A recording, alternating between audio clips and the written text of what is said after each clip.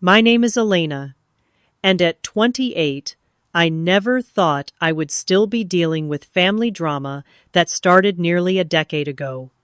When my dad remarried, I tried to welcome my stepsister Olivia into my life. Then she stole my car, totaled it while driving drunk, and my dad took her side completely. I spent years rebuilding my life and creating boundaries. Now, 5 years later, Olivia suddenly calls me out of nowhere. She lost her job, got evicted, and wants to move in with me. After everything she did. Can you believe the audacity? Before I tell you what happened, let me know where you are watching from in the comments. Hit that like button and subscribe to follow my journey of standing up for myself. I have always considered myself independent. As a child, I was mature for my age, often taking care of household tasks while my parents worked long hours. By 15, I knew exactly what I wanted to do with my life. Interior design was my passion, and I had already started creating mood boards and redesigning my bedroom multiple times. My parents divorced when I was 15 years old. It was not particularly dramatic, just two people who had grown apart and decided they would be happier separately. My mom moved to Colorado for a job opportunity, and I stayed with my dad in Seattle to finish high school. We had a good relationship, just the two of us. He supported my dreams of becoming an interior designer and never missed my school events. 3 years after the divorce, when I was 18 and preparing for college, my dad announced he was getting remarried. Vanessa seemed nice enough when I first met her. She was a kindergarten teacher with a bright smile and a warm personality. What caught me off guard was that she had a 19-year-old daughter named Olivia. Olivia was just a year older than me, but seemed worlds apart in terms of maturity. While I was working part-time jobs to save for college and maintaining a good GPA, Olivia had dropped out of community college after one semester and spent most of her time partying with friends. Despite our differences, I made genuine efforts to welcome both Vanessa and Olivia into our family. I remember the first time we all had dinner together at our house. I had cooked lasagna, my specialty, and set the table with our nice dinnerware. Vanessa brought wine and we toasted to new beginnings. Olivia complimented my cooking, and for a moment, I thought maybe this blended family thing could work. In those early days, I tried my best to bond with Olivia. I took her shopping, introduced her to my friends, and even helped her research colleges when she mentioned wanting to go back to school. I gave her advice about which professors to take and which to avoid at the local community college. I shared my textbooks with her to save money and offered to help with assignments. But as weeks turned into months, I began to notice things about Olivia that concerned me. She would borrow my clothes without asking and return them stained. She would eat the leftovers I had saved for lunch without leaving a note. Small things but patterns that revealed her character. What bothered me most was how quickly she won over my dad. She called him Dad within weeks, something that felt forced and manipulative to me. She would ask him for money constantly, always with some dramatic story about why she needed it, and he would give in every single time. Gradually, I noticed how my relationship with my dad began to change. When we disagreed, he would say things like, "Why can you not be easygoing, like Olivia?" or "Olivia never complains about this."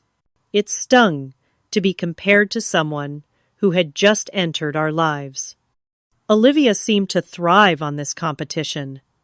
She would deliberately plan activities with my dad when she knew I had important study sessions. She would interrupt our conversations to show him something urgent on her phone. It was childish, but effective. My dad began to see her as the daughter who wanted to spend time with him and me as the one who was always busy. Despite all this, I still tried to maintain peace in our house. I believed that family was important and that with time things would improve. I ignored the red flags, the small betrayals, the subtle ways Olivia undermined me. I wanted my dad to be happy, and if that meant tolerating Olivia, I was willing to try. I had no idea that this was just the beginning, that the small boundary violations were just practice for the massive betrayal that would change everything. The summer after my junior year of college, I bought my first car. It was a used Toyota Camry, nothing fancy, but it was mine. I had saved for 2 years, working part-time at a coffee shop and as a teaching assistant in the design department. My dad had contributed $1,000 as a birthday gift, but the majority came from my own savings. That car represented something significant to me. It was freedom independence, the first major purchase I had made on my own. I took immaculate care of it, getting regular oil changes, keeping it clean, and never letting the gas tank go below a quarter full. I even named her Bluebell because of her navy blue exterior. From the moment I drove Bluebell home, Olivia became obsessed with my car. Her own car, a hand-me-down from Vanessa, was older and less reliable. Almost every weekend, she would ask to borrow mine. "Elena, can I take your car tonight? Mine is making that weird noise again." "Elena, let me borrow your car for this date. I want to make a good impression. Elena, my friends, and I want to go to the beach. Your car has better air conditioning." Each time I politely declined. I knew Olivia was a reckless driver. I had been in the car with her once when she ran a red light while texting. I also knew she frequently drank at parties and was not above driving after a few drinks. There was no way I was entrusting my prized possession to her. This created tension between us. Olivia would complain to my dad and Vanessa that I was selfish and did not know how to share. My dad would give me disapproving looks, but stopped short of forcing me to loan her my car. I stood my ground, one of the few boundaries I managed to maintain in those days. The incident happened on a Friday in July. I had driven home for the weekend to attend a family barbecue. It was my grandparents' 50th anniversary, and relatives from across the country were gathering to celebrate. I parked my car in the garage and hung the keys on the hook in the kitchen, as I always did. During dinner, Olivia asked yet again if she could borrow my car to go to a party with her friends. "My car is acting up again, and this party is at Jason's lake house. It is like 30 minutes away," she pleaded. "I am sorry, but no," I said firmly. "You know how I feel about lending my car." "You are such a princess," she muttered, but dropped the subject. The evening continued pleasantly enough. We had a nice family dinner, watched a movie together, and I went to bed around 11, exhausted from the drive, and looking forward to the big celebration the next day. When I woke up at 8 the next morning and went to the kitchen for coffee, I noticed immediately that my keys were not on the hook. A sinking feeling settled in my stomach as I rushed to the garage. The space where I had parked my car was empty. I ran back inside, my heart pounding. "Dad, Vanessa, has anyone seen my car?" My dad emerged from his bedroom looking confused.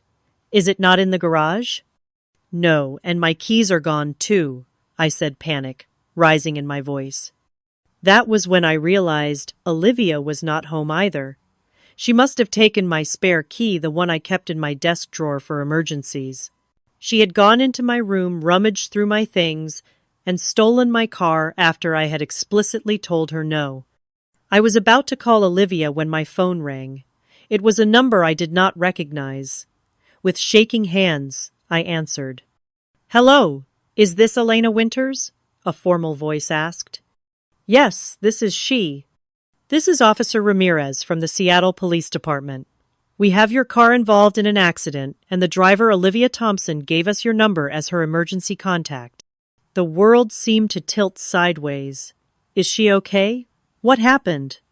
"Miss Thompson is physically fine, just some minor cuts and bruises. However, she was driving under the influence when she collided with another vehicle." The occupants of the other car have minor injuries and have been taken to the hospital for evaluation. Your car, I am sorry to say, has sustained major damage. It has been towed to the city impound lot. I could barely process what he was telling me. Olivia had stolen my car driven drunk, caused an accident, and hurt other people. And my car, my beloved Bluebell, was severely damaged. We need someone to come to the station. Miss Thompson is currently in custody for DUI and unauthorized use of a vehicle, the officer continued. I will be right there, I said, mechanically ending the call. When I told my dad what happened, his face went pale. We drove to the police station in silence, the weight of what Olivia had done hanging between us. I kept waiting for him to say something, to acknowledge the violation, to express outrage on my behalf, but he remained quiet, his knuckles white on the steering wheel. Later that day, I went to the impound lot to see my car. The front end was completely crushed, the windshield shattered.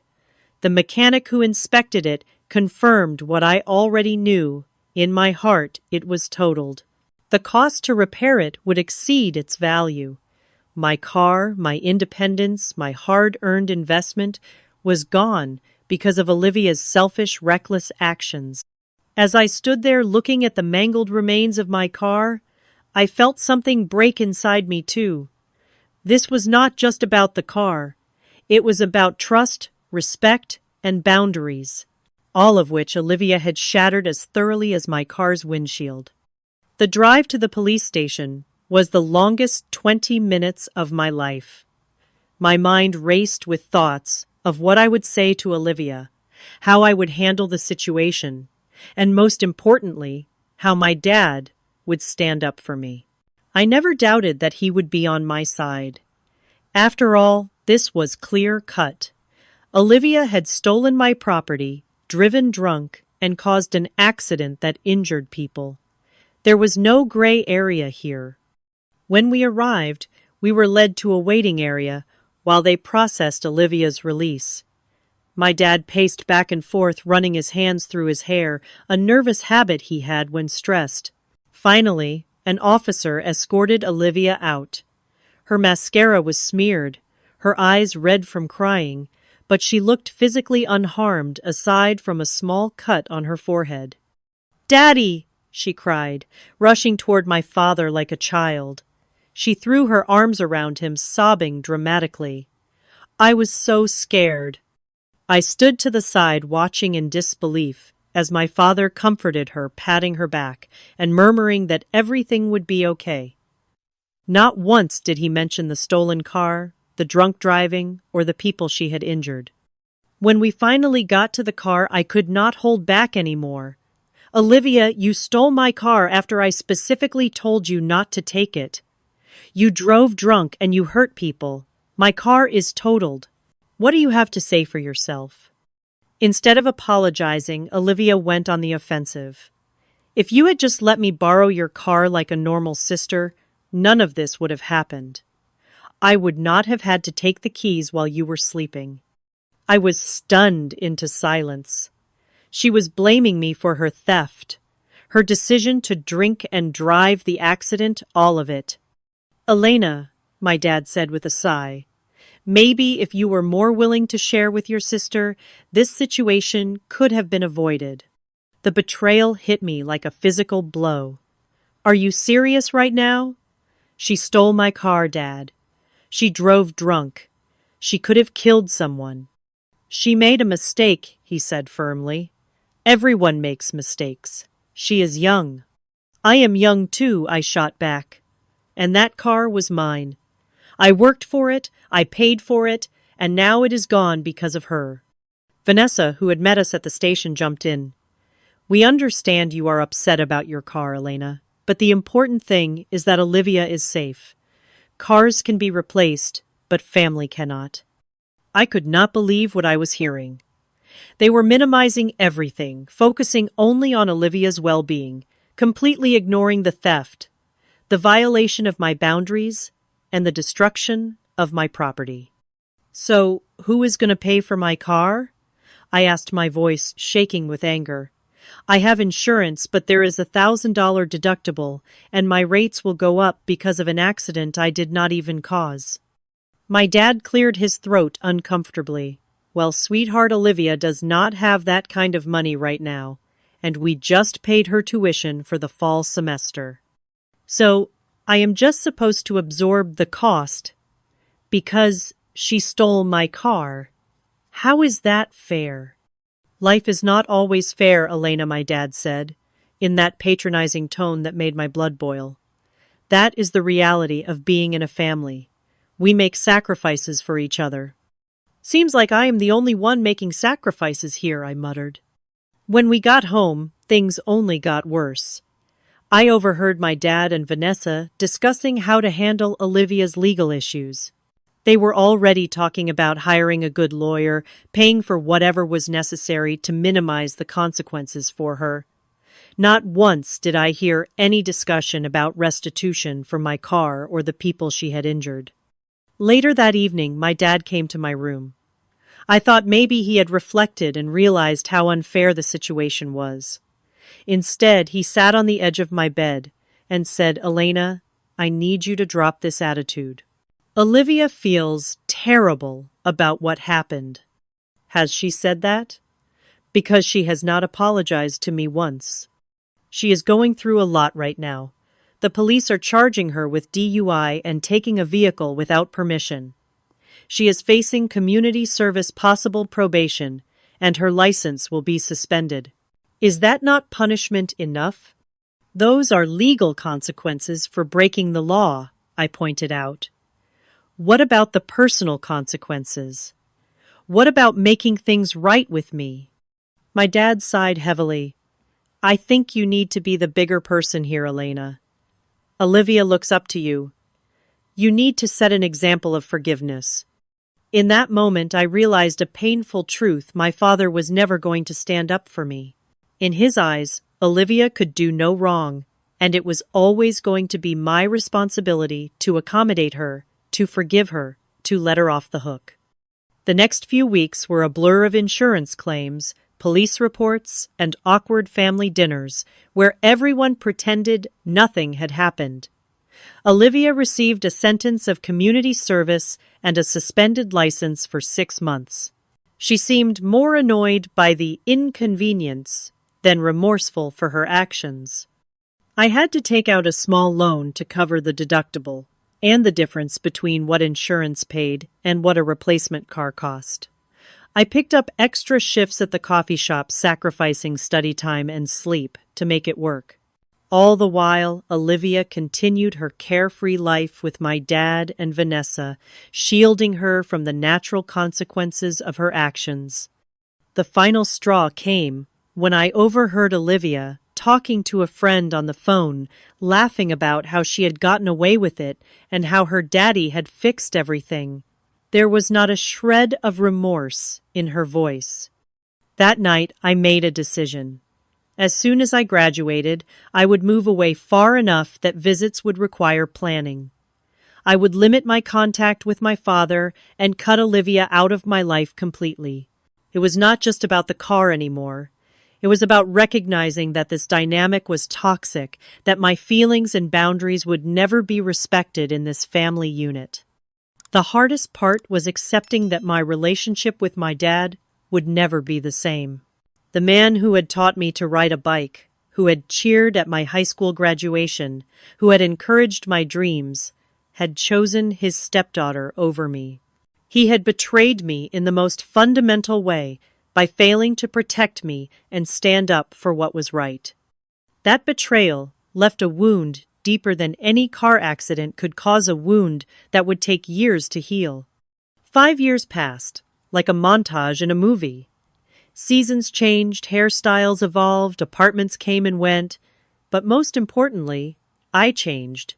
The hurt, angry 23-year-old who drove away from her childhood home with a car full of belongings and a heart full of resentment gradually transformed into someone stronger, someone who understood her worth.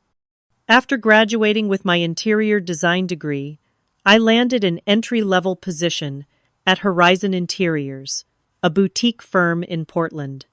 I started in the fabrics department, coordinating samples and assisting senior designers.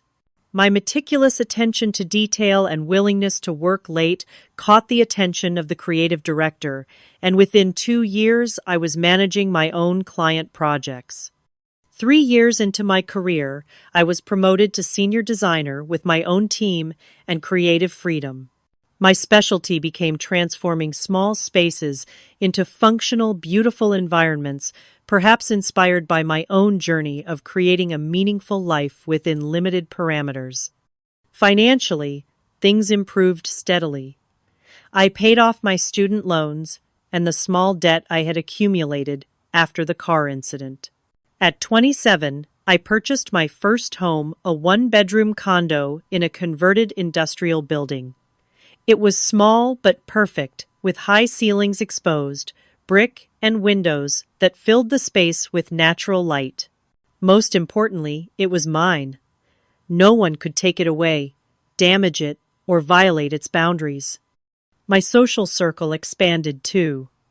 Sophie, whom I met at a local pottery class, became my closest friend. She was straightforward and loyal, with a no-nonsense attitude that I appreciated. Through her, I met a group of creative professionals who became my chosen family.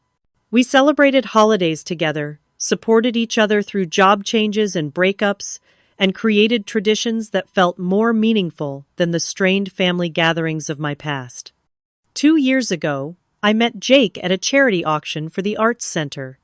He was bidding on the same vintage record player I had my eye on.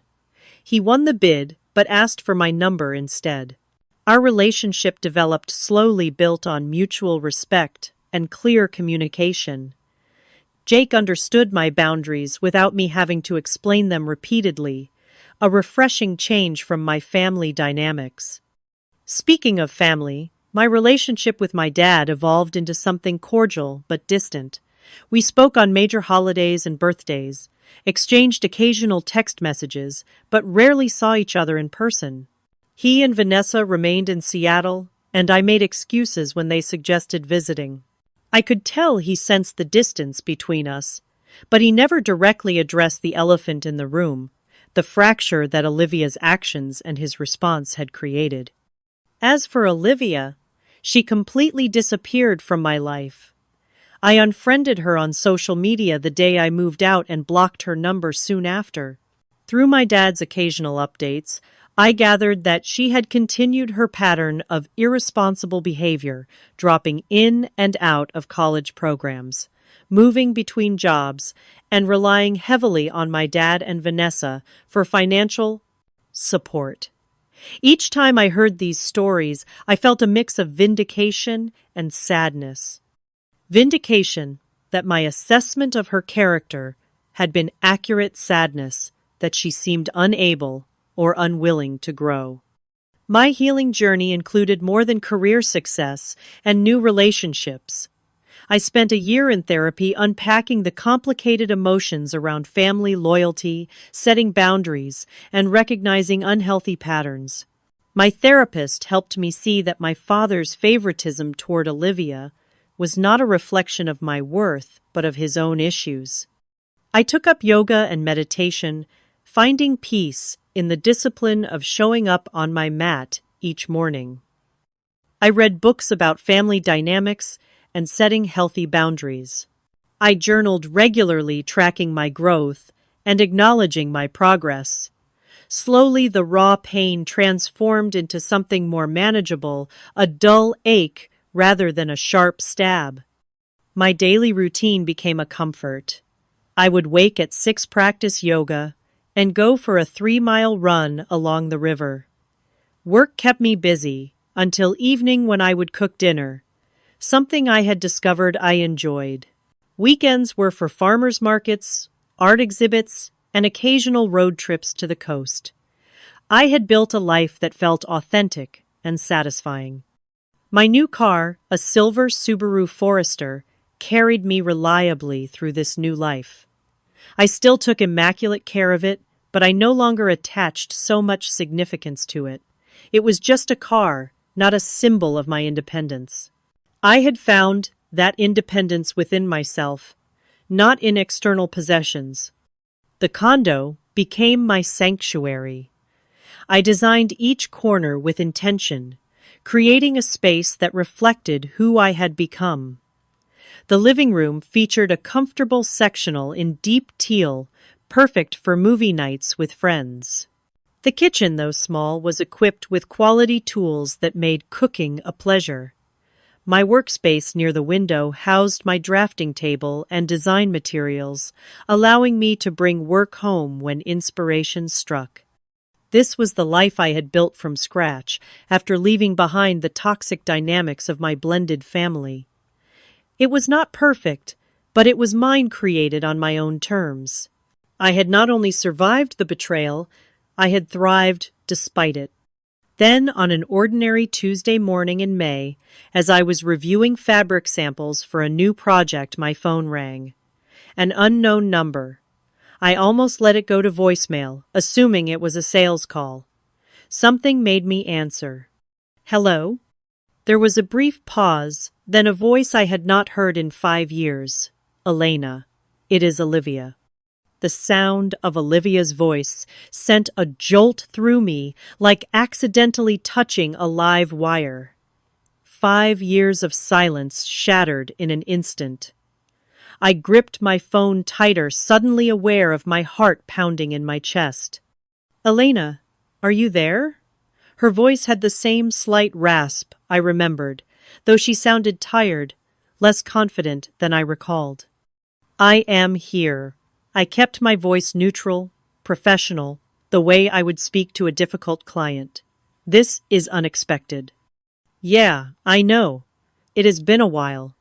She laughed nervously. How are you? I am doing well, I said, not elaborating. What do you need, Olivia? Another pause. Wow, straight to the point. You have not changed. I bit back a retort about how some people never change. I am at work, so yes, I am getting to the point. Right, sorry. She cleared her throat. I was just wondering how you have been. I heard from Dad that you are doing really well. Senior designer now, right? And you bought your own place. The fact that she knew these details about my life while I knew nothing about hers felt like another boundary violation. My dad had been feeding her information about me all this time.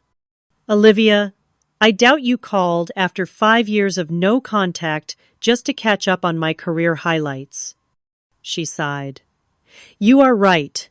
I need a favor, and I know I have no right to ask, but I am desperate. There it was. The real reason for the call. What kind of favor? I need a place to stay, just temporarily. The words came out in a rush. I lost my job at the restaurant 2 months ago, and I have been behind on rent. My landlord gave me until the end of the week to move out. I have tried everything, Elena. Dad and Vanessa said they cannot help this time. Something about teaching me responsibility. The bitterness in her voice was unmistakable. And you thought of me, I could not keep the incredulity from my voice. You are doing so well, she said, a note of pleading entering her voice. You have that nice condo. I would not be in your way, I promise. Just until I get back on my feet. A month, 2 at most. I sat down at my desk trying to process this request. After everything that had happened after the car, after 5 years of silence, she expected me to open my home to her. I have changed, Elena, she continued, when I did not immediately respond. I am not the same person I was back then. I know I messed up with your car. I was young and stupid. You were 19, I pointed out. Old enough to know stealing is wrong. Old enough to know drinking and driving is dangerous. I know, and I am sorry. I should have said that years ago. I am saying it now. I am sorry for what I did, and I will contribute to expenses. I have some savings, not much, but enough to help with groceries and utilities while I look for a new job. The apology 5 years too late felt hollow. and the promise to contribute financially was hard to believe given her track record. "I need to think about this," I said finally. "This is not a decision I can make on a phone call out of the blue." "How long do you need to think? I have to be out by Friday." The urgency in her voice made me wonder if she had tried everyone else before calling me if I was her last resort. "I will call you tomorrow," I said, not committing to anything more. "Okay." She sounded disappointed but not surprised. "Thank you for considering it. I really appreciate it, Elena." After we hung up, I sat staring at my phone, feeling like I had been ambushed. All the emotions I thought I had processed came rushing back: the anger at the theft, the hurt of my father's betrayal, the years of feeling like an outsider in my own family. Before I could fully process my thoughts, my phone rang again. This time, it was my dad. "Elena," he said, when I answered, not bothering with a greeting. "Olivia told me she called you." "Hello to you too, Dad," I said dryly. "She needs help, Elena. She is really trying to turn things around this time." The fact that he said "this time" told me there had been other times, other promises to change, that had not materialized. "Why can she not stay with you and Vanessa?" I asked. "You have that big house with plenty of room." He sighed heavily. "We have tried that route before. It does not work. She needs to learn independence, and living with her parents again would be a step backward." "So your solution is to send her to live with me? Someone she has not spoken to in 5 years. Someone whose car she stole and totaled." "That was a long time ago," he said dismissively. "You need to let that go, Elena. Family is family. We help each other when we are down." The hypocrisy was staggering. Where was this family? Help's family philosophy when I was down a car. And $1,000. "I will think about it," I repeated, unwilling to commit under pressure. "She does not have much time," he pressed. "And she has nowhere else to go." I said, "I will think about it," I repeated more firmly. "Goodbye, Dad." Throughout the rest of the workday, I could not focus. My mind kept returning to Olivia's request and my father's expectation that I would simply open my home to someone who had violated my trust so completely. By the time I got home that evening, my phone had 3 text messages from Olivia, each more desperate than the last. "Just checking if you have thought more about my request. I promise I would be the perfect roommate. Clean, quiet, respectful of your space. Please, Elena. I do not know what I am going to do if you say no. I might have to sleep in my car." The emotional manipulation was so transparent, it was almost laughable. Almost except for the fact that part of me, a small, compassionate part that I sometimes wished I could silence, wondered if she really had nowhere else to go. That night, as I lay in bed, unable to sleep, I realized I was at a crossroads. My response to this situation would define not just my relationship with Olivia and my father going forward, but also my relationship with myself. Would I be the person who capitulated to family pressure, despite my better judgment? Or would I be the person who stood firm in her boundaries, even when it was difficult? The Elena of 5 years ago might have given in, might have convinced herself that family obligation trumped personal boundaries. But I was not that Elena anymore. I had spent too long building myself up to let anyone tear me down again. Still, I needed to be sure I was making the right decision for the right reasons. Was I refusing out of lingering resentment or out of genuine self-protection? The distinction mattered to me. I decided I needed more information before making my final decision, and I needed to look Olivia in the eye when she made her case. Text messages and phone calls made it too easy to hide behind words. I wanted to see her face, read her body language, gauge her sincerity. I texted her back. "Let us meet for coffee tomorrow at 4 p.m. River City Cafe on Main Street. We can discuss your request in person." Her response came immediately. "Thank you, Elena. I will be there. You will not regret this." I already had a feeling I might. The next morning, I woke up with a sense of purpose. Before meeting Olivia, I needed to prepare myself both emotionally and practically. I called Sophie and asked if she could meet me for lunch. "She has some nerve," Sophie said, when I explained the situation. We were sitting at our favorite sandwich shop. Sophie's curly hair pulled back in a messy bun, her eyes narrowed in protective anger on my behalf. "After what she did. And now she expects you to bail her out." "I know," I agreed. "But part of me wonders if I am being too harsh." "She claims she has changed." Sophie took a bite of her sandwich, chewing thoughtfully. "People can change. But change is demonstrated through consistent actions over time, not convenient apologies when someone needs something." This was why I valued Sophie's friendship. She cut through emotional fog with clear logic. "If I say no, my dad will see it as proof that I am unforgiving and selfish," I admitted. "He already thinks I hold grudges too long. And if you say yes and it goes badly, which it likely will, based on her history, you will have disrupted the peaceful life you have built," Sophie pointed out. "Your father is not the one who would have to live with her." "That is true," I acknowledged. "Jake said basically the same thing last night." Smart man Sophie nodded approvingly. "What does your gut tell you?" I considered the question seriously. My gut says this is a bad idea, that Olivia has not really changed, that she would take advantage of my generosity, and that I would end up regretting it.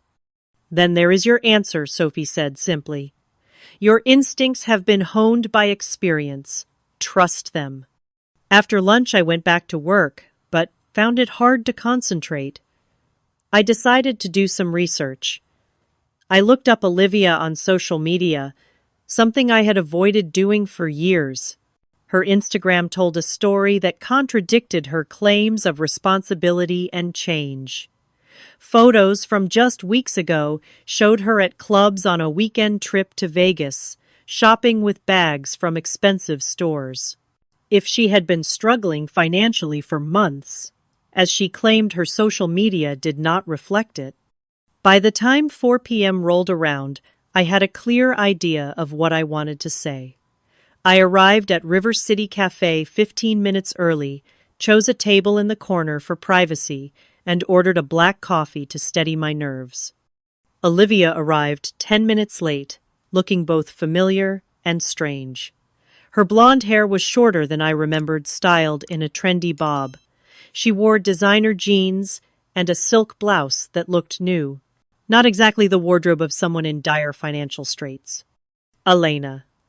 She leaned in for a hug, which I returned stiffly. "It is so good to see you. You look amazing. I love what you have done with your hair." I touched my long dark hair self-consciously. It was the same style I had worn for years. "Thanks. Please sit down."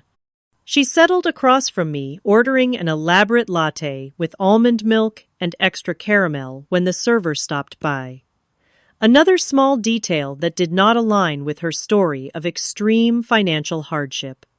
"So," she said, after taking a sip of her drink, leaving a lipstick mark on the rim, "have you had time to think about my request?" "I have," I said evenly. "But before I give you my answer, I have some questions." She shifted in her seat. "Okay, shoot. First, I want to talk about what happened 5 years ago with my car." Her expression clouded. "Do we really need to rehash ancient history? I already apologized for that." "You apologized yesterday, not 5 years ago when it happened." I corrected her. "And yes, we need to discuss it because it speaks to patterns of behavior that concern me." She sighed dramatically. "Fine. What do you want to know? Why did you take my car that night after I explicitly told you no?" She looked down at her latte, tracing the rim with her finger. "I was young and stupid. My friends were pressuring me to go to this party, and my car was acting up. I thought I could just borrow yours and have it back before you woke up. You would never have known. But you knew I did not want you driving my car. You knew you would be drinking. You made a series of deliberate choices that showed complete disregard for my boundaries and property. I know, and it was wrong, she admitted, though her tone suggested she found the conversation tedious rather than remorseful. If I could go back and change it, I would. What about afterward? You never apologized. You never offered to help pay for the damages or the insurance deductible. You acted like I was the problem for being upset. I was embarrassed, she said, a defensive edge creeping into her voice. And Dad and Mom said they would handle it. I assumed they took care of everything with you, too. They did not, I said flatly. I paid the deductible myself. I took out a loan for a new car. I worked extra shifts to make it work. No one handled it for me. She had the grace to look slightly ashamed. I did not know that. Because you never asked. You never considered how your actions affected me. We sat in uncomfortable silence for a moment. Finally, she spoke again. Look, I get it. I messed up big time back then. But I have grown up a lot since then. I am not that irresponsible teenager anymore. Tell me about your current situation, I said, changing tactics. You mentioned losing your job. What happened? She hesitated, and I could see her calculating how much to reveal. The restaurant downsized. They let go of several servers. And before that, Dad mentioned, you have had several jobs in the past few years. She frowned.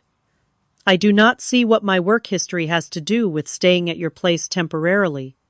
It speaks to stability and reliability, both of which would be important if you were living in my home. She sighed. Fine. Yes, I have had several jobs.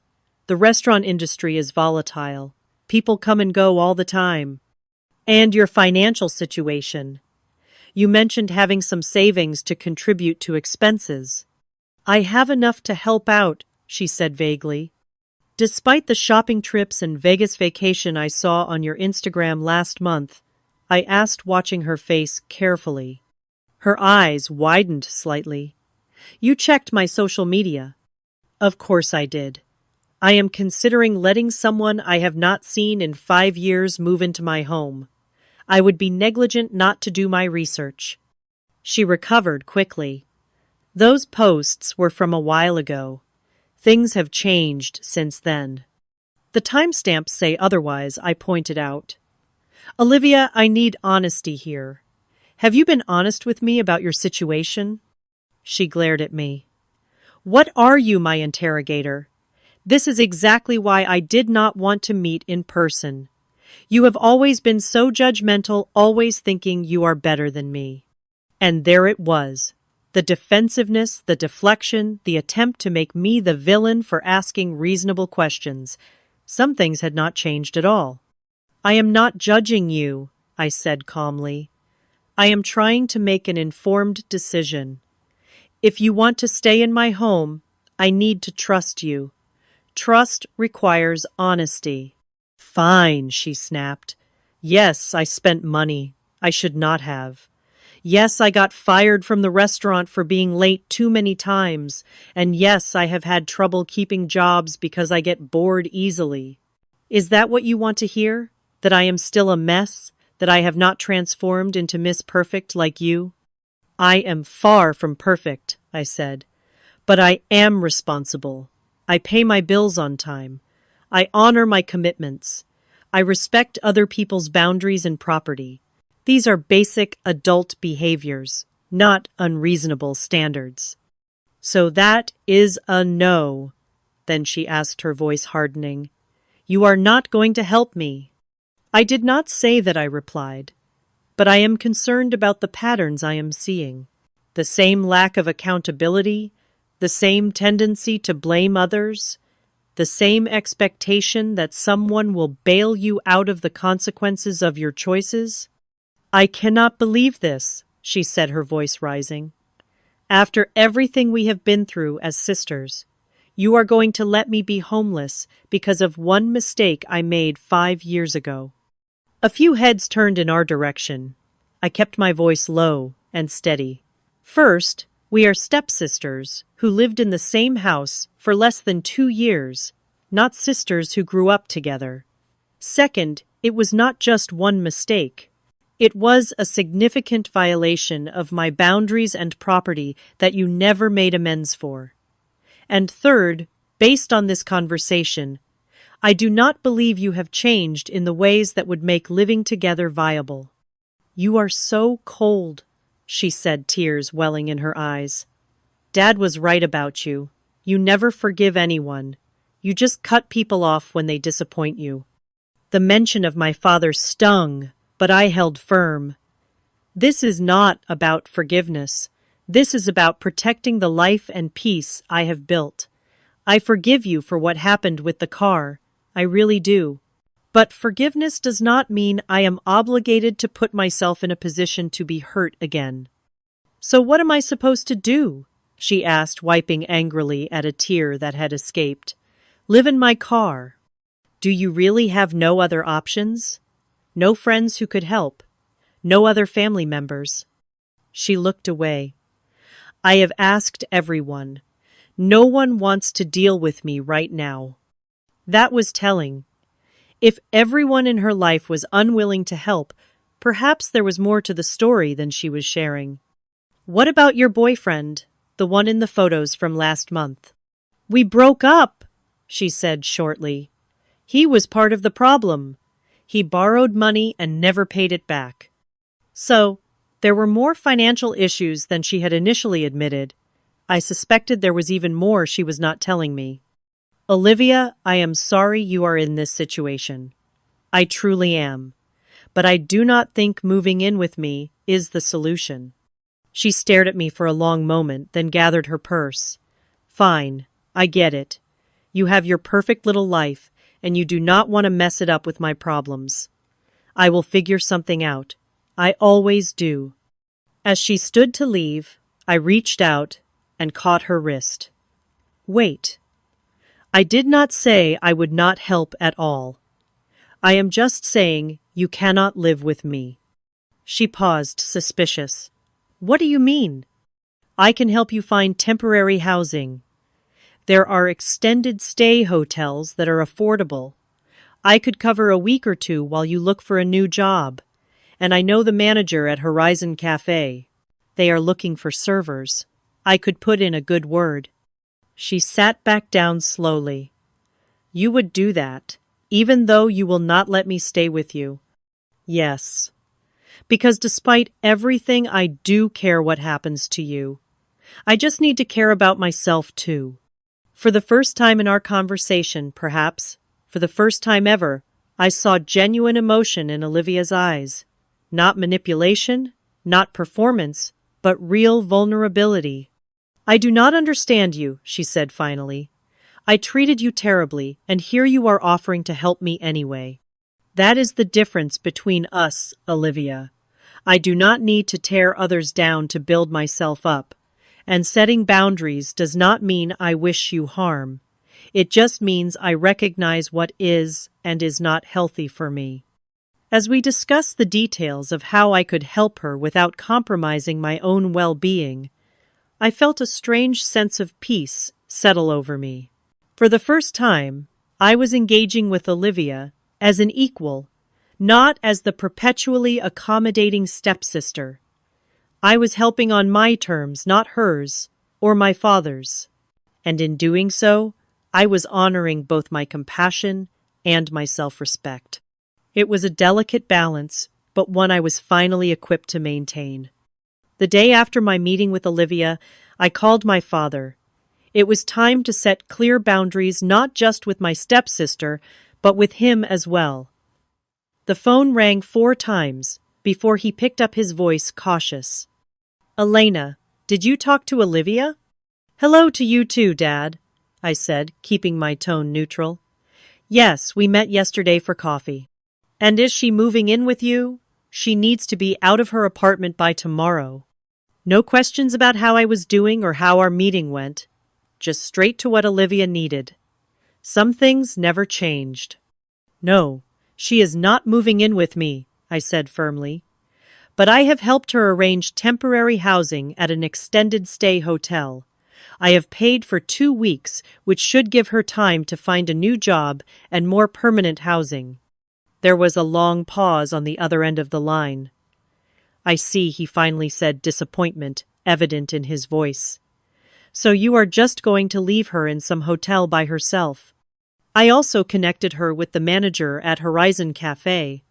They are interviewing her tomorrow for a server position, and I gave her information about affordable housing options in the area. But you will not let her stay with you, he pressed, after everything our family has been through together. I took a deep breath, steadying myself for what needed to be said.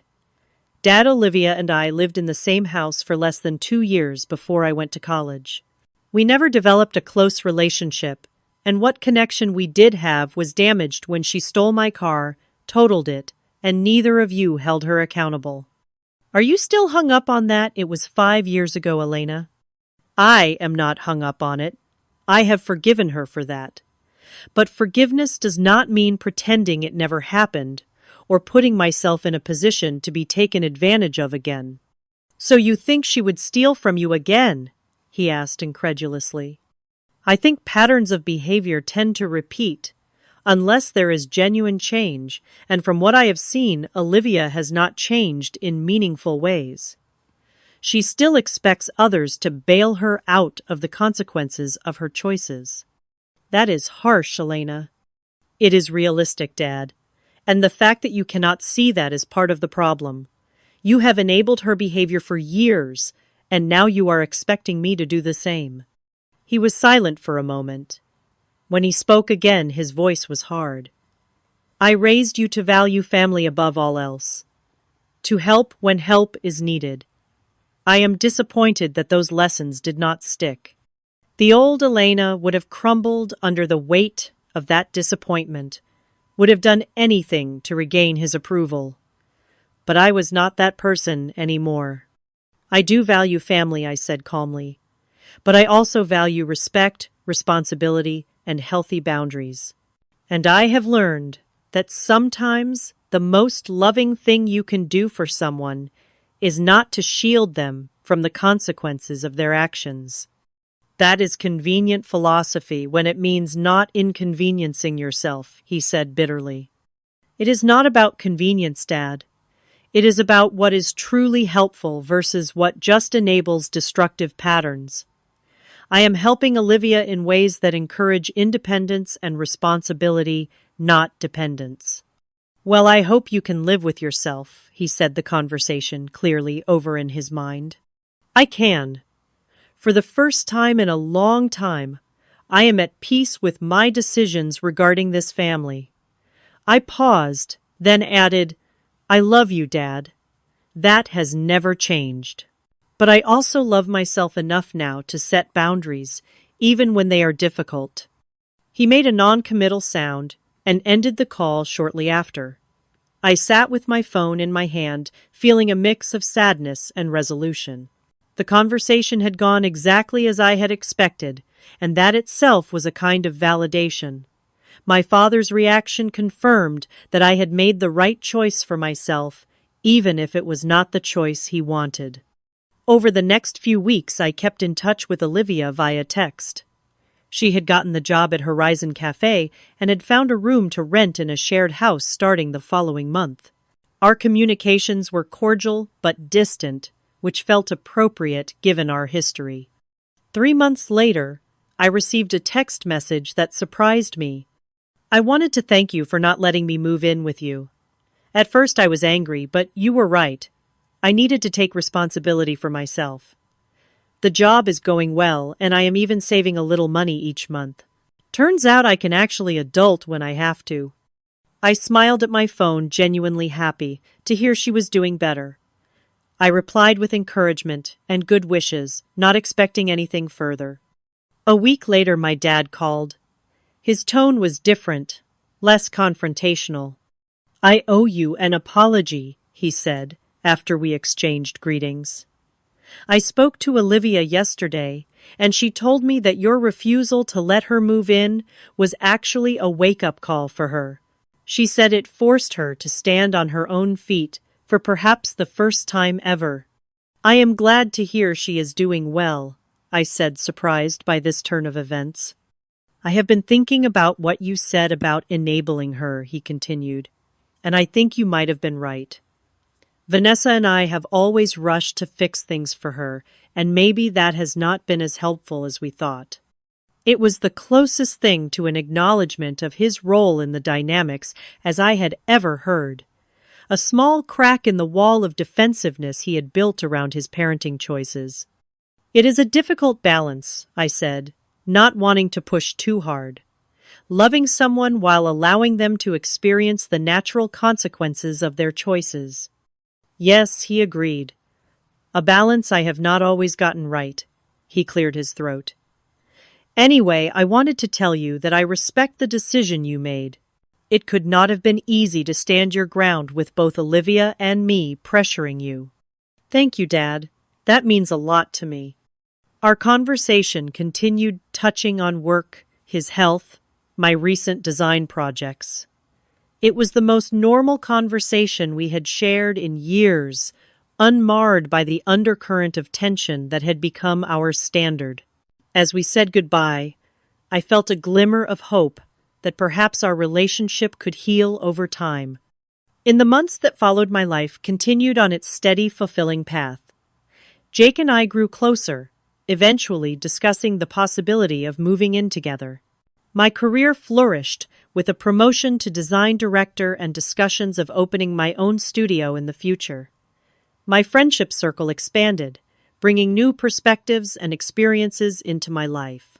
Olivia and I maintained sporadic contact, mainly through text messages and occasional coffee meetings when she was in my area.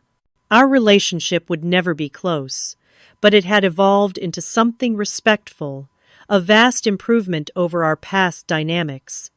As for my father, our relationship remained a work in progress. There were still moments of tension, especially when family gatherings brought old patterns to the surface. But there was also a new understanding between us, a recognition that love did not have to mean sacrificing boundaries or enabling harmful behaviors. The most profound lesson I learned from the entire experience was that sometimes the most loving thing you can do for someone is to say no.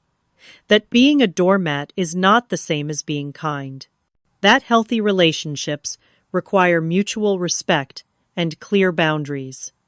I also learned that forgiveness does not require forgetting or placing yourself in a position to be hurt again. It is possible to wish someone well while still protecting yourself from their destructive patterns.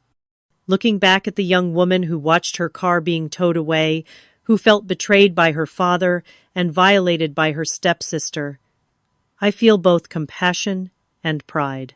Compassion for the pain she endured, and pride for how she ultimately grew from that experience instead of being defined by it. The car incident, as terrible as it was at the time, forced me to confront painful truths about my family dynamics and my own tendency to seek approval at the expense of my well-being. In that sense, it was a catalyst for growth, a painful but necessary wake-up call. 5 years later, when Olivia called asking to move in, I was faced with a test. Had I truly changed? Could I stand firm in my boundaries even under pressure? The answer, thankfully, was yes. And in standing firm, I not only protected myself, but ultimately helped Olivia in a more meaningful way than temporary housing ever could. So what would you do if someone who betrayed your trust came back asking for help? Would you let them move in? Or would you find another way to help that maintains your boundaries? Have you ever had to say no to family to protect your own well-being? Let me know in the comments below. And do not forget to like and subscribe if you want to hear more stories about standing up for yourself and creating healthy boundaries. Thank you for listening, And remember that sometimes the strongest thing you can say is a simple, respectful no.